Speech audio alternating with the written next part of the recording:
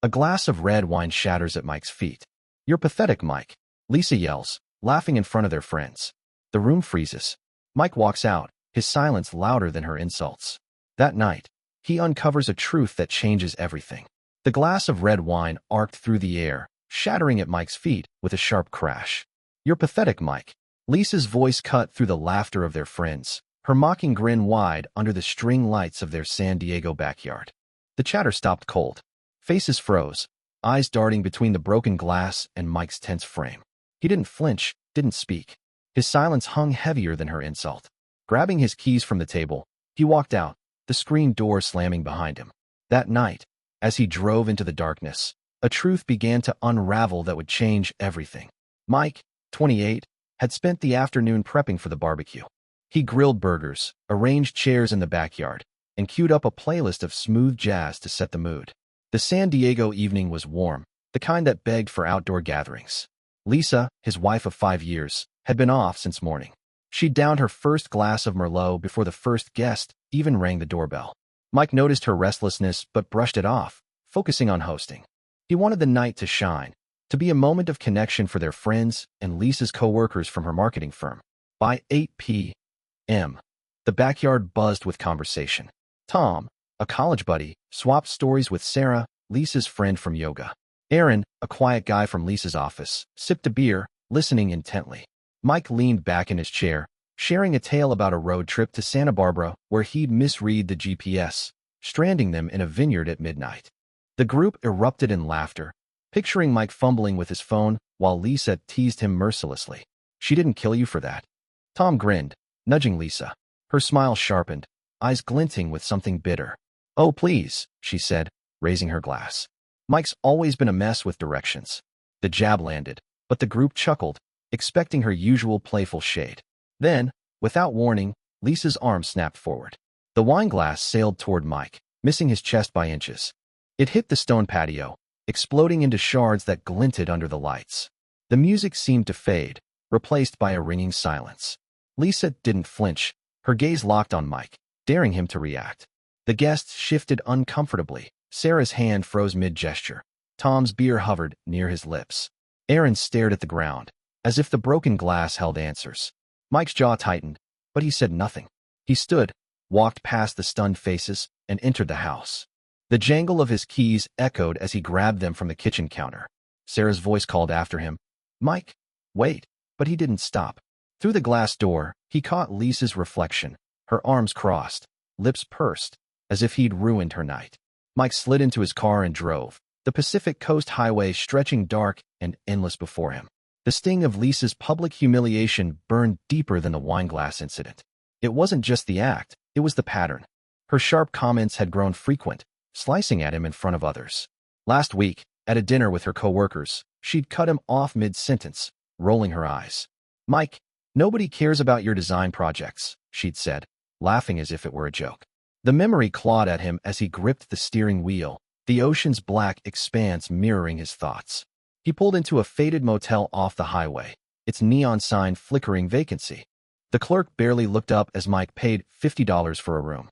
Inside, the bed creaked under his weight. He stared at the cracked ceiling, replaying their 7 years together. At 23, they'd been electric, Lisa's laugh filling their tiny apartment, her stories about her day spilling out as they cooked dinner. But over the past year, her warmth had cooled. She'd snap at him for small things, sigh when he spoke, dismiss his ideas like they were burdens. The wineglass wasn't an accident, it was a breaking point. Morning came, gray and heavy. Mike checked his phone. No calls, no texts from Lisa. Her silence spoke louder than any apology. He drove back to their house, not to fight, but to see if anything remained of the woman he'd loved. She was in the kitchen, still in last night's dress, pouring coffee like nothing had happened. "Where'd you sleep?" she asked, her tone flat, eyes avoiding his. Mike didn't answer. He poured himself a glass of water and leaned against the counter, watching her.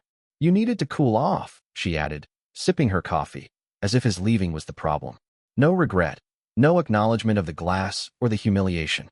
Something in Mike shifted, not anger, but a cold resolve. He wouldn't argue. He'd just watch, wait, and decide what came next. Over the next few days, Mike's silence became his shield. Lisa noticed, her usual jabs sharper, testing him. "What? You're too good to talk now, she'd say, smirking over dinner. He'd nod, eat, and clear his plate without a word. Her frustration grew, her attempts to provoke him more desperate. She'd leave dishes piled up, knowing he hated clutter, or blast music late at night. Mike didn't bite. His calm unnerved her, a reversal of their usual dynamic. He started planning quietly, checking his savings, eyeing apartments online, calculating what it would take to walk away. Then, a text from Sarah broke the tension. Coffee tomorrow? Need to tell you something. They met at a small cafe near the Gaslamp Quarter, the hum of tourists outside a stark contrast to Sarah's nervous fidgeting. She stirred her latte, avoiding his eyes. I didn't want to get involved, Mike, but what Lisa said after you left, it wasn't right. She described how, minutes after Mike's exit, Lisa laughed it off, telling the group he was overreacting and would crawl back, like always. He's too sensitive, she'd said, rolling her eyes. Can't handle me speaking my mind. The worst came when Tom asked if she'd apologize. Lisa shrugged, saying, he needs to learn not to interrupt me. Sarah's voice shook as she recounted it, her loyalty to Lisa fraying. I saw how she looked at you, Mike. That wasn't love. Mike thanked her, his mind racing. Lisa's words confirmed what he'd felt for months. Her respect for him was gone, and she'd made it a public spectacle. Driving home, he felt a clarity he hadn't known in years. This wasn't just about a glass or a bad night. It was about a betrayal deeper than he'd admitted. He opened his laptop that evening and set up a new bank account, redirecting his freelance graphic design payments. He found a storage unit nearby and began moving small items, books, clothes, his old sketchpads, while Lisa was at work. She didn't notice or didn't care. The house felt like a stage, their marriage a performance he was done playing. One morning, as Lisa prepped for another work brunch, she handed him a grocery list. Get this for me, will you? Her tone was casual, expectant. Mike nodded, took the list, and left. But instead of the store, he drove to the storage unit, loading the last of his essentials into his car. Back home, he wrote a note. Short, precise, no room for misinterpretation. It laid out her actions, her words, her betrayal, and his decision to leave. He placed it on their bed, where she'd find it. As he walked out, the house buzzed with her laughter and the clink of glasses from her brunch guests. Mike didn't look back. He drove to a small apartment he'd rented in North Park, the lease signed that morning. The weight of her expectations lifted with every mile. Lisa would read the note soon, and for the first time, she'd face the consequences of her actions without him to cushion the fall. Mike's new apartment in North Park was small, just a one-bedroom with bare walls and a single window overlooking a quiet street. He didn't need much. Space to breathe was enough. The first night, he unpacked his laptop, a few books, and his camera, setting them on a folding table. The silence was different here, not heavy like the house he'd shared with Lisa, but freeing. He brewed coffee and sat by the window, watching San Diego's evening lights flicker on. No text from Lisa, no calls. Her absence spoke volumes, confirming what he'd suspected. She expected him to come crawling back, as he had after past fights. Not this time. The next morning, Mike drove to his freelance graphic design gig, a small studio downtown. He threw himself into a branding project, sketching logos with a focus he hadn't felt in months. His boss, Jen, noticed. You're on fire, Mike, she said, half laughing as he pitched ideas. He shrugged, keeping his personal life locked away. Work became his anchor, a place where Lisa's shadow didn't reach. By noon, his phone buzzed, a message from Tom, his college friend from the barbecue. You okay, man? Lisa's spinning some wild stories. Mike replied, I'm good, thanks. He didn't ask for details. He wasn't ready to dive into her narrative. Days passed, each one lighter than the last. Mike walked the city after work, rediscovering its pulse, the hum of food trucks, the crash of waves along Ocean Beach. He felt like he was waking up from a long sleep. Lisa's provocations, her sarcastic texts, her pointed voicemails, went unanswered. You're being dramatic, one message read. He deleted it. His silence wasn't just defiance. It was a boundary, a line she couldn't cross. At home, she'd leave voicemails about fixing things, but her tone carried no remorse, only irritation. Mike let them pile up, unplayed. A week later, a new message caught his attention, not from Lisa, but from Aaron, her coworker. Meet me at 7? It's important. Aaron wasn't close to Mike, so the request felt urgent. They met at a dive bar in Hillcrest, its dim lights casting long shadows. Aaron fidgeted with his beer bottle, peeling the label. I shouldn't be here, he started, voice low. But Lisa's not being straight with you. He revealed she'd been texting a client, Ryan, For months, late-night messages, secretive calls. The night of the barbecue, Ryan was in San Diego, and Lisa had been on edge, checking her phone constantly. I saw her delete a text from him right after you left, Aaron said, eyes on the table. It's not just talk, Mike. It's been going on too long. The words landed like a punch, but Mike didn't flinch. He'd sensed something was off. Lisa's late nights at the office, her guarded phone, her growing distance. Aaron's confession didn't shock him, it clarified. Thanks for telling me, Mike said, his voice steady. He paid for the drinks and left, the night air sharp against his skin. Driving home, he pieced it together. Lisa's cruelty, her need to belittle him in front of others. It wasn't just her temper. It was a deflection, a way to justify her own choices. He felt a cold clarity, not rage. Confronting her would give her the drama she craved. Instead, he'd keep moving forward. The next day, Mike contacted a lawyer recommended by a coworker. Over coffee, the lawyer, Elena, laid out his options: divorce, asset division, no-fault proceedings in California. Mike didn't want vengeance, just freedom. He instructed her to start the process, keeping it discreet. He also leased a larger storage unit, moving more of his belongings, his vinyl records, a box of old photos, his camping gear, while Lisa was at work. She didn't notice the gaps in their house, or she pretended not to. Her brunch gatherings continued, her laughter echoing as Mike slipped in and out, a ghost in his own past. One evening, Sarah texted again, asking to meet at a taco shop near Balboa Park. She looked uneasy, stirring her horchata. Lisa's telling people you walked out for no reason, she said. She's playing the victim. Sarah recounted how Lisa had hosted another gathering, spinning a tale of Mike's overreaction to the wine glass incident. She said you're unstable, that you left her stranded, Sarah added, shaking her head. But people aren't buying it. I was there. We all saw what she did. Mike nodded, grateful for her honesty. She's rewriting history, he said, sipping his soda. Let her. It won't change the truth. Mike's plan solidified. He redirected his direct deposits to his new account, ensuring Lisa couldn't access his income. He scouted a better apartment, one closer to work with a view of the city skyline. At night, he started taking a photography class at a community center, something he'd always wanted but Lisa had dismissed as pointless. The class was small, led by a guy named Javier who pushed them to capture motion, waves, crowds, headlights. Mike's photos stood out, earning a nod from Javier. You've got an eye, he said. For the first time in months, Mike felt seen, not judged. Lisa's behavior grew erratic. She'd call late, leaving voicemails that swung from pleading to accusatory. We can work this out, Mike, one said, followed by, you're making this harder than it needs to be. He didn't respond. His silence was his power, stripping her of control. One morning, as he packed another box, she cornered him in the garage. What's your problem? She snapped, arms folded. You think you can just ignore me? Mike looked at her, calm. I'm done reacting, Lisa. Her eyes widened, thrown by his steadiness. She stormed off, slamming the door. Then came a call from Tom, his voice urgent. Mike, you need to know this. Lisa's in trouble at work. He explained that Ryan's wife had found out about the affair and confronted Lisa's boss. The firm was in damage control. Ryan was a big client, and Lisa's actions risked their reputation. She's on thin ice, Tom said. People are talking.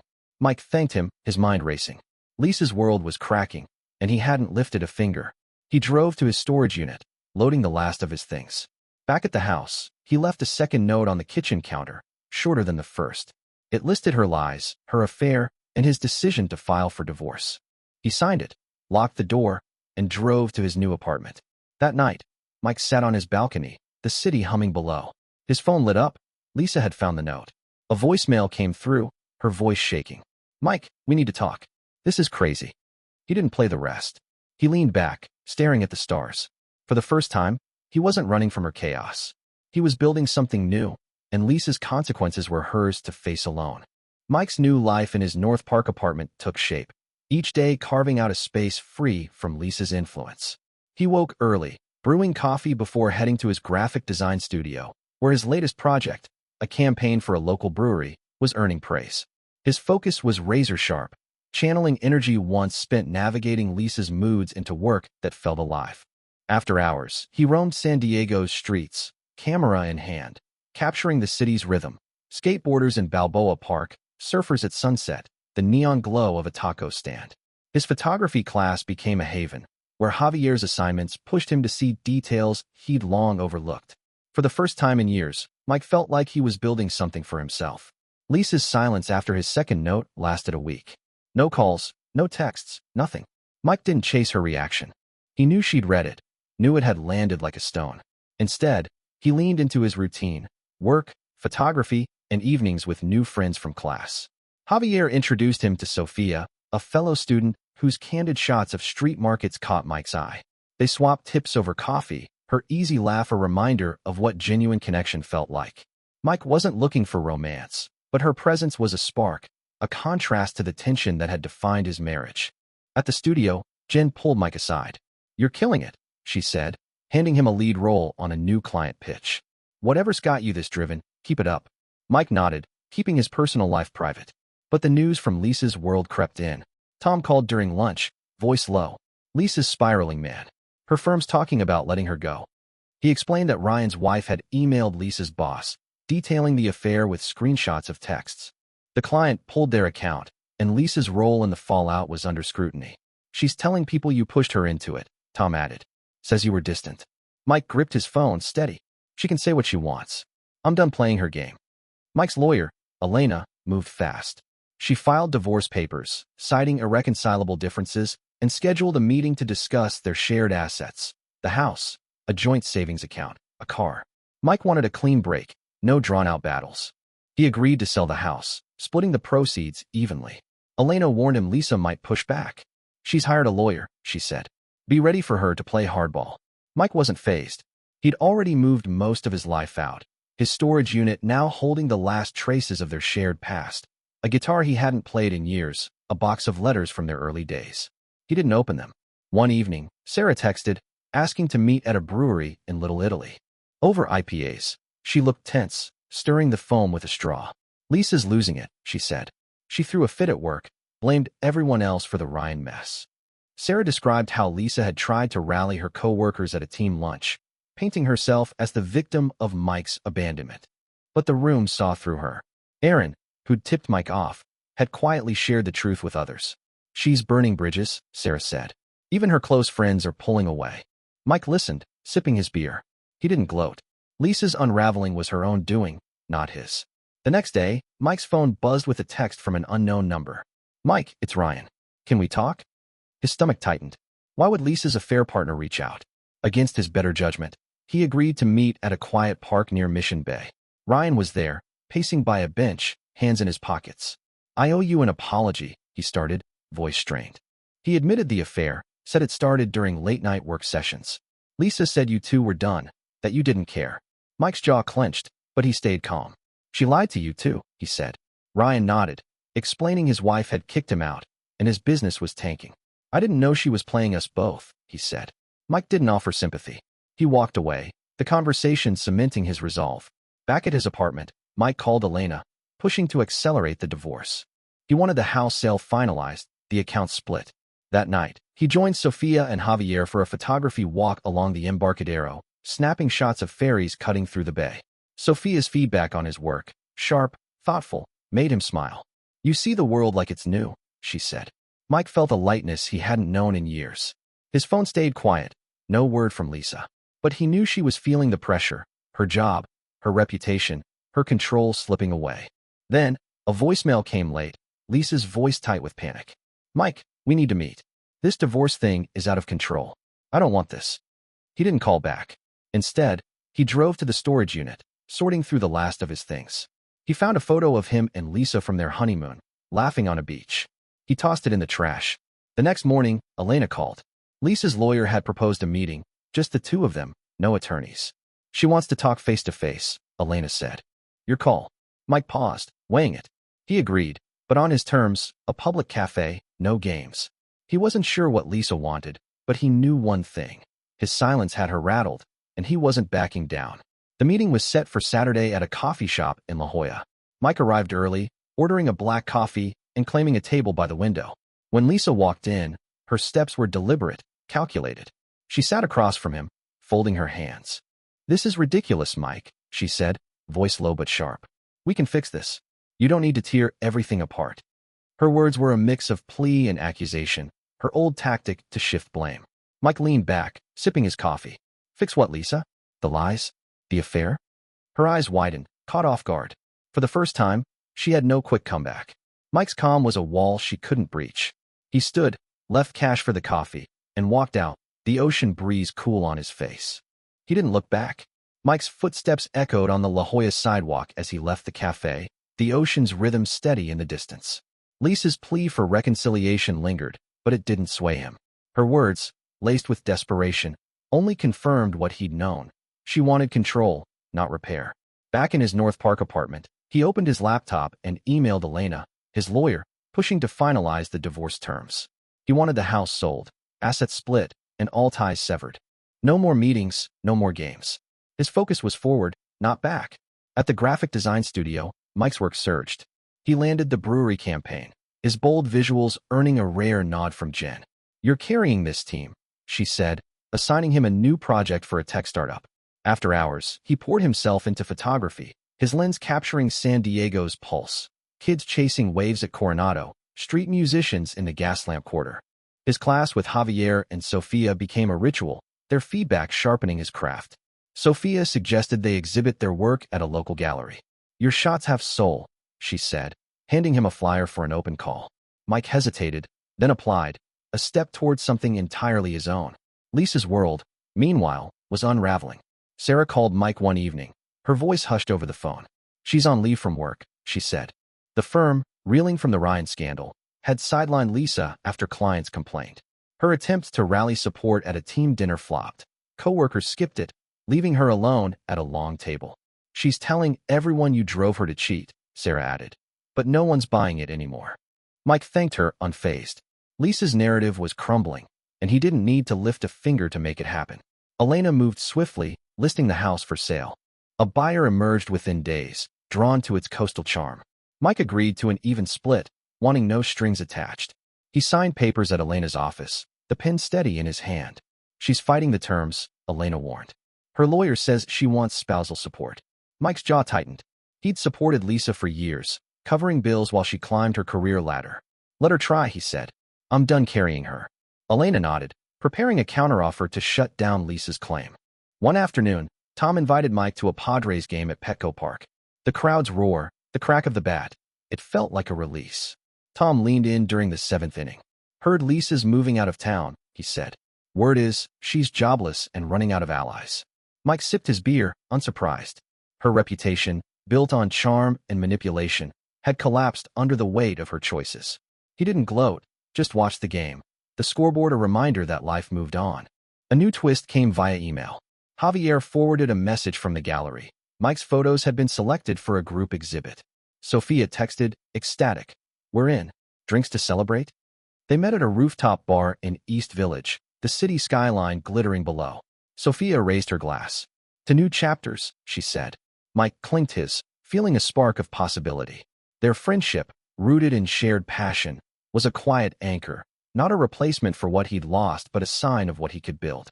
Lisa's next move was a letter, delivered to Mike's apartment. Handwritten, it was a shift from her usual texts. She admitted the affair, claiming stress and feeling trapped drove her to Ryan. "I didn't mean to hurt you," she wrote, asking for one last conversation. Mike read it once, then set it aside. The words felt hollow, a final grab at sympathy. He didn't reply. Instead, he called Elena, ensuring the divorce stayed on track. The house sale closed that week, the funds wired to separate accounts. Mike used his share to buy new camera gear, investing in his future. At the gallery exhibit, Mike's photos drew a crowd. His shot of a lone surfer at dawn earned praise from a local critic. Sofia stood beside him, pointing out her own work, a vibrant market scene. "We're doing this," she said, grinning.